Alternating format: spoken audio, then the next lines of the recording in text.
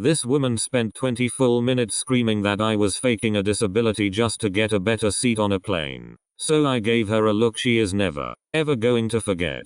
Welcome back to Reddit Untold. I have got a stack of the most satisfying, jaw-dropping stories on the internet for you today. So get comfortable, and let us get into it. Our first story, the one that gives this video its name, was posted to r/entitled people. A little background on me first. I lost my left eye in a car accident when I was 19, and I have worn a prosthetic ever since. Honestly, you cannot tell unless you already know to look for it. Most days I forget it is even there. Last month I was flying home after visiting my sister, and I had paid extra, out of my own pocket, for a priority seat near the front of the plane. I do that because standing in a long line too long makes me dizzy, a lingering souvenir from the accident. As we are boarding, I get to my row, and there is a woman, maybe mid-40s, already sitting in my seat with her toddler on her lap. I smile, I show her my boarding pass, and I say, "So sorry, I think this one is mine."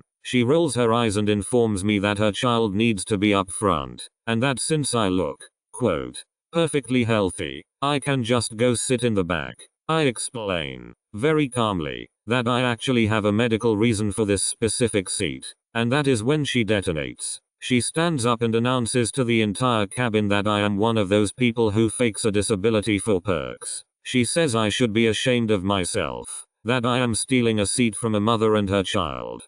People are staring. A flight attendant is making her way over, and something in me just quietly decided that I was done being polite about it. I looked her dead in the eye and I said, "You know what? You are right. Let me show you exactly how healthy I am." And I reached up, popped my prosthetic eye out into the palm of my hand, held it up between us, and asked, "Would you like this seat too?" The entire cabin went silent. Her toddler burst into tears. She went white as a sheet, grabbed her bag, and speed walked to the back of the plane without another word. The flight attendant had to cover her mouth to hide a laugh, and a few minutes later she quietly told me my drinks were on the house for the whole flight. Best flight I have taken in years. Top comment on this one. The delivery is everything. Quote, "Would you like this seat too?" is going into my brain permanently. Another says, "Free drinks and total silence for 3 hours. You did not just win the argument, you won the entire airport." And one more, as someone with an invisible condition myself.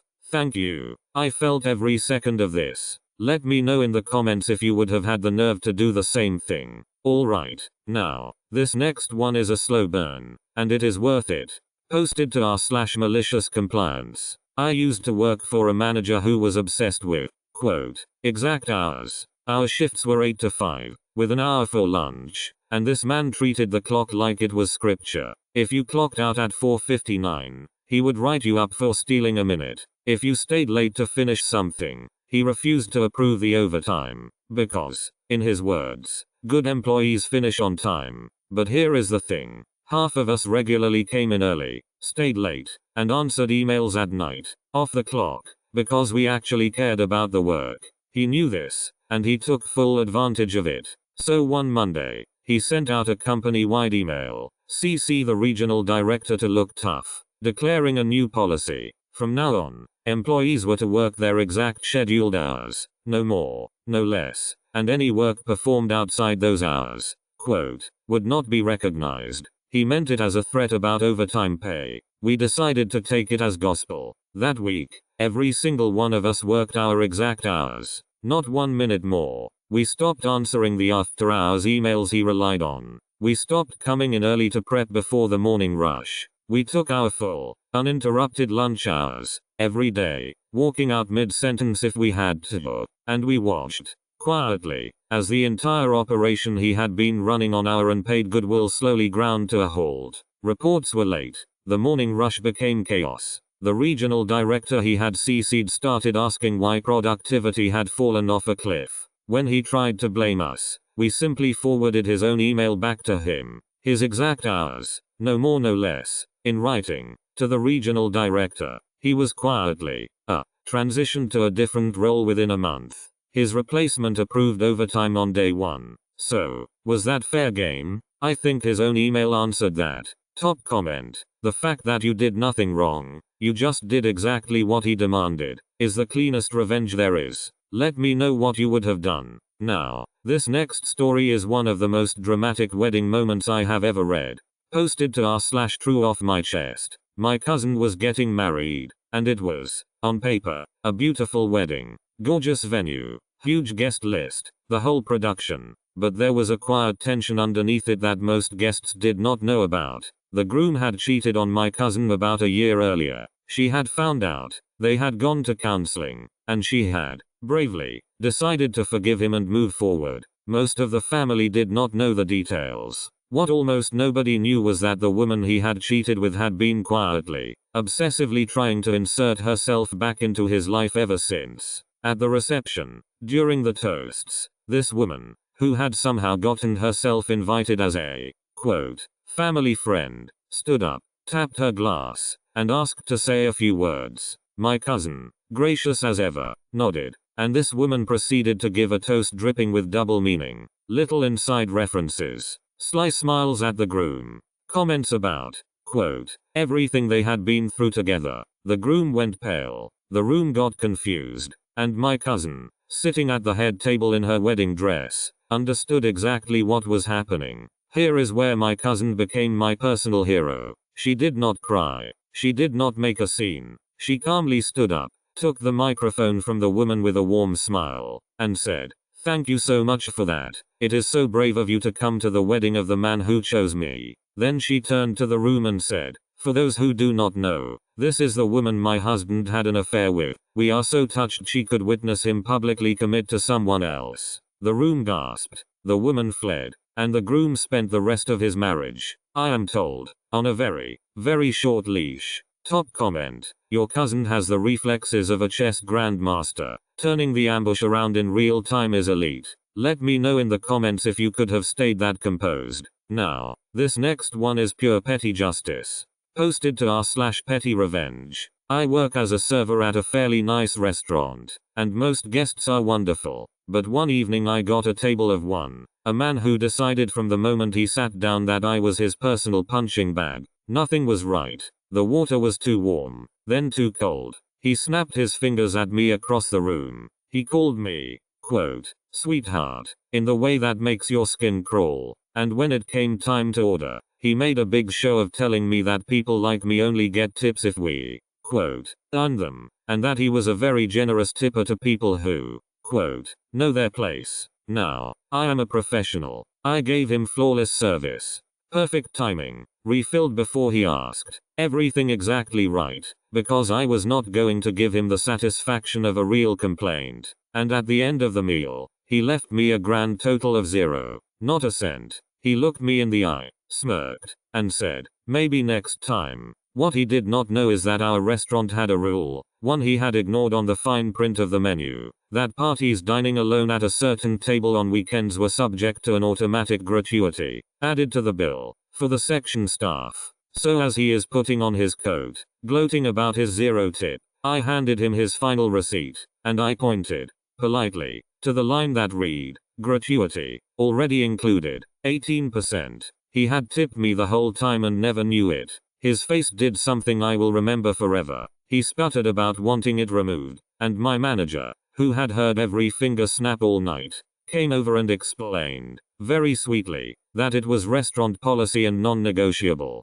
He paid it. Top comment. He spent the whole meal being cruel to guarantee you got nothing, and he tipped you anyway. Chef's kiss. Tell me in the comments if you have ever had a customer like that. Now, this next story is about the most entitled neighbor I have ever heard of. Posted to r/entitled people. My wife and I bought our first house, and it has a small strip of garden along the front that we absolutely poured our hearts into. Flowers, a little stone path, the works. It became the nicest looking yard on the street, and we were proud of it. Our neighbor, however, decided that because it looked so nice, it should essentially be, quote, communal. She started letting her dog do its business on our flowers every single morning. When I politely asked her to stop, she said the sidewalk was, quote, public, and that my flowers were, quote, in the way. I tried everything reasonable first. Polite conversation, a little fence, a sign. She ignored all of it, and actually started encouraging the dog toward the nicest part of the bed, out of pure spite. So I got myself a cheap, motion-activated sprinkler, the kind gardeners use to scare off deer, and I aimed it, very precisely, at exactly the strip of garden she liked to use. Perfectly legal. It is my property. It waters my flowers. It just happens to activate when something moves into that specific spot at, say, 7 in the morning. The next day, I heard a shriek that I will treasure for the rest of my life. She and the dog both got a cold, thorough soaking. She stormed to my door, furious, demanding I turn off, quote, that thing. I told her, with complete sincerity, that it was simply an automatic watering system for my flowers, and that I could not imagine why it would affect her, since she and her dog surely were not on my garden at 7 in the morning. She had no response to that, because to complain further was to admit exactly what she had been doing. The flowers are thriving. The dog goes elsewhere now. Top comment. Weaponizing basic garden equipment while staying completely within your rights is the highest form of the art. Let me know if you would have gone straight to the sprinkler or tried something else. Alright, we have got a couple more good ones. This next story is from r/am I the jerk, and it is a family dinner classic. For years, my older sister has had a habit of telling flattering stories about herself that are, to put it kindly, not true. Little exaggerations that make her look generous or successful, usually at someone else's expense. Most of the family just lets it slide to keep the peace. The one that finally got me was at a big family dinner, where she told everyone, glowingly, that she had personally paid for our parents' anniversary trip last year. A lovely, generous thing to have done. Except she did not do it. I did. I paid for the entire trip, quietly, and had specifically asked that it be kept low-key so our parents would not feel awkward about the cost. So there she is, accepting compliments from aunts and uncles for my gift, basking in it, while I sit there, and she catches my eye, and she gives me this little look, daring me to say something and, quote, cause a scene. For a second I almost let it go, but then my mother turned to my sister and said,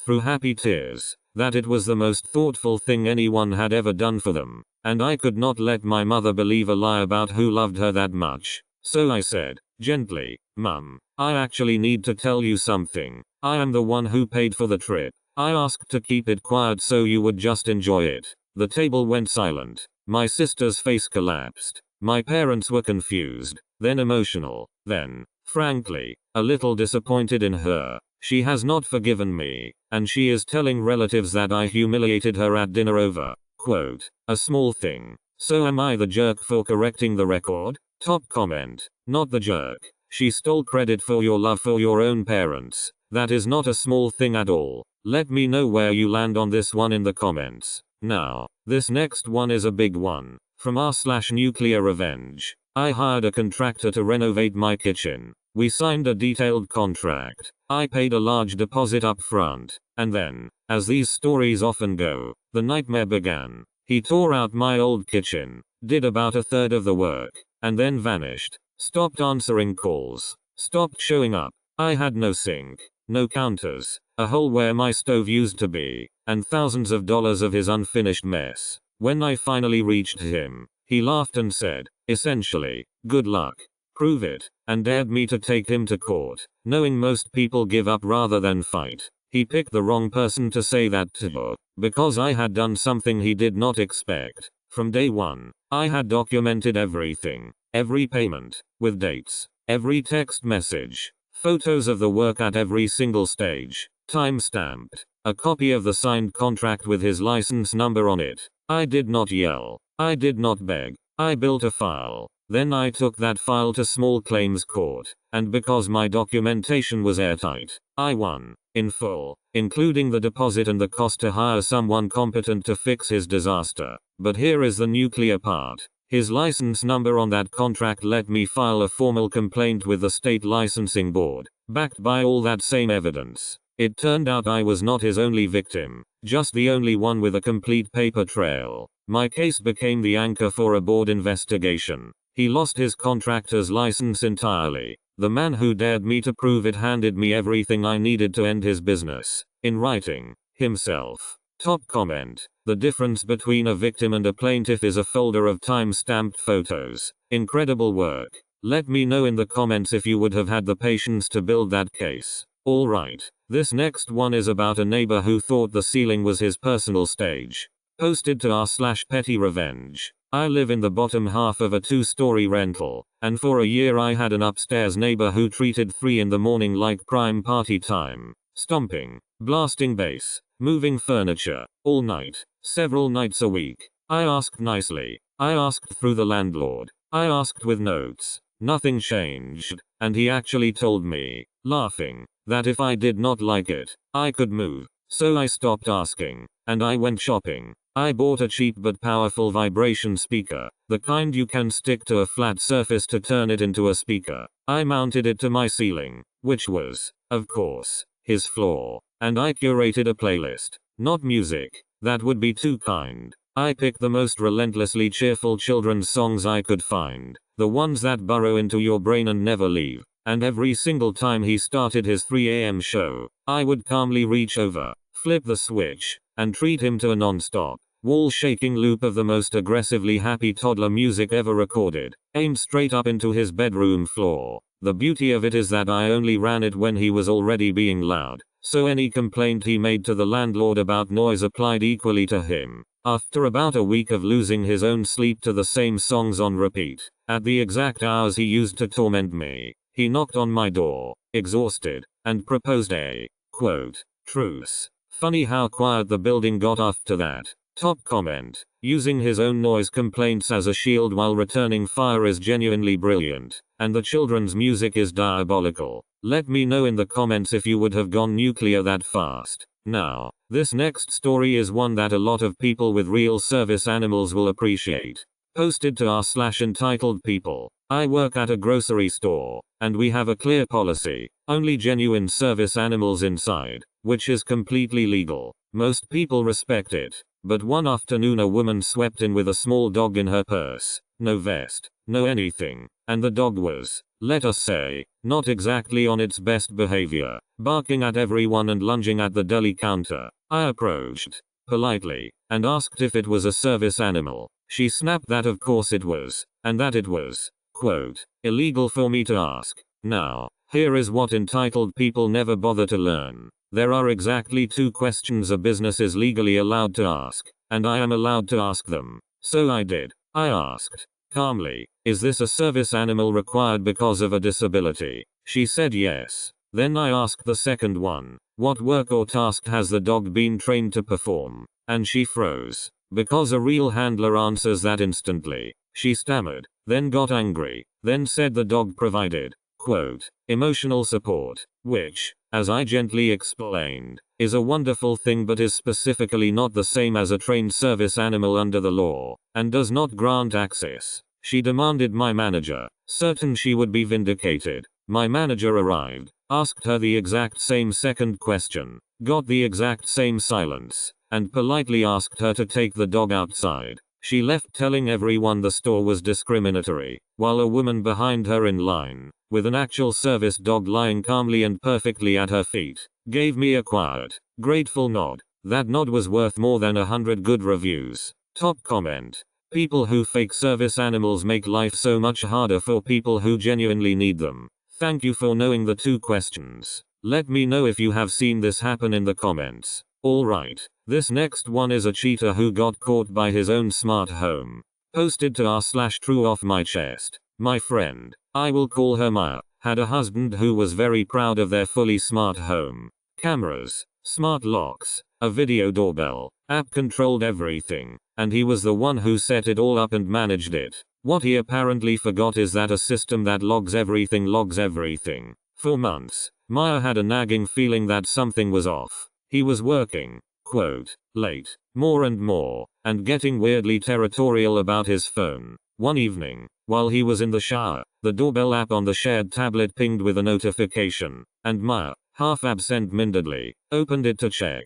And there, in the neat little activity log he had built and never thought to hide, was a complete timeline. The front door unlocking at times he swore he was at the office. The camera catching someone who was very much not a coworker. Weeks of it, all neatly time-stamped, in the system he was so proud of. Maya did not confront him in a rage. She did what the smartest people in these stories always do. She quietly exported the logs, saved the clips, and called a lawyer before she said a single word. By the time he realized anything was wrong, the paperwork was already moving, and every quote, "I would never," he tried was met with a folder of footage from cameras he installed himself. He built a surveillance system to protect his home and used it to document his own affair. Maya is doing great now, by the way. Top comment. The man set up a security system and became its #1 suspect. Incredible. Let me know in the comments what you would have done in Maya's shoes. And for our final story tonight,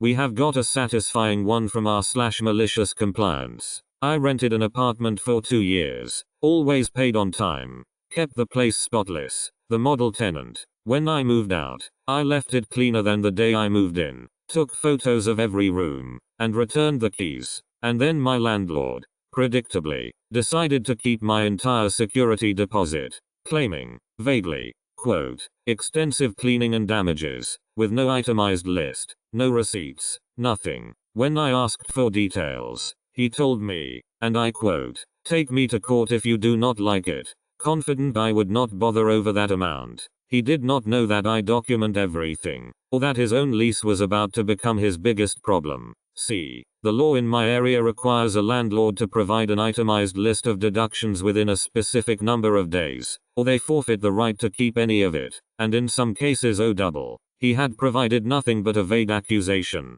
well past the deadline. So I sent him one final, polite letter, citing the exact statute, my move-out photos, and the timeline, giving him one chance to return the full deposit. He laughed it off. So I filed. In court, I laid out my time-stamped photos, the spotless condition, his lack of any itemized statement, and the specific law he had ignored. The judge barely needed a minute. Not only did I get my full deposit back, I was awarded additional damages for his failure to follow the law, meaning he paid me significantly more than he had tried to steal. The man who told me to take him to court got exactly what he asked for, and it cost him double. Top comment. Landlords who treat deposits like free money always fold the instant they meet a tenant with a folder and a copy of the law. Let me know in the comments if you have ever had to fight for a deposit. And that is going to do it for tonight's episode of Reddit Untold. If you made it all the way to the end, you are exactly the kind of person this channel is for. So do me a favor and hit subscribe so you do not miss the next batch. Drop a comment and tell me which story was your favorite, and whether you would have had the guts to do what these people did. Thank you so much for watching, and I will see you in the next one.